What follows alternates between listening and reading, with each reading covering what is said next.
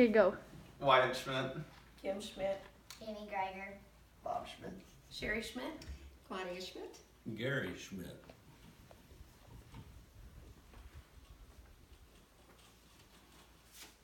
So according to Dr. Ace, in 1973, two people decided to rob a bank in Stockholm, Sweden. During this time, they injured a security guard here. So they ended up taking 4 people as hostage for 6 days. What's very interesting about this event is that following it, all of these people had a close bond with their captor, or they developed empathy for him in some way or another. And it's because of this that the origin of Stockholm Syndrome was actually born.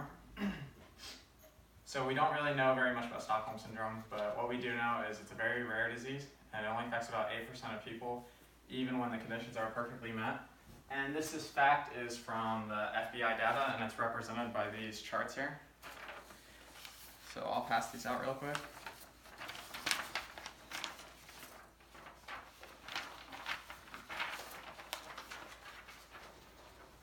And now, as you can see on that chart, just a very small percentage of people who are actually affected by Stockholm Syndrome, and this is only when the perfect conditions are even met. So according to Dr. Burden, the disease is just whenever a captor or anyone in a power relationship starts to relate or feel empathy for their captor. So there's a couple different factors that have to be met for Stockholm Syndrome to even exist, and these factors are fear of death, passage of time, perceived kindness, and power relationship, and this is from Dr. Turner. So for fear of death, everyone in a Stockholm Syndrome case, they all believe that they're going to die. Like, they truly believe that their death is inevitable, and the best case scenario for them is to continue on with the situation that they're currently in. So they don't think there's any way out of the situation that they're in. Passage of time. So this relates to people who are spending time with their captors in like a close quarter. So in all of these cases, they're spending a significant amount of time with their captors in a small area. And then perceived kindness. This isn't really a kindness that you or I would think of as a kindness. Since these people truly believe that their death is inevitable, something as simple as their captor not choosing to kill them is perceived as a kindness. When they think they're going to die no matter what, all they can see is that their captor chose not to kill them. So for some reason, because of their captor, they're no longer dying. So they're seeing this as a kindness. And then all of them are a power relationship. So in one way or another, the captor has power over the hostages. And this is either a fear of death or a fear of violence, or even in some abusive relationships, it kind of works the same way. So there's been a handful of cases of Stockholm Syndrome since the first event in Stockholm, Sweden in 1973. So this is common in prisoner of war like cases. So it's not rare for prisoners after they're released to show signs of Stockholm Syndrome and to really display these symptoms. And this is from Dr. Bauer.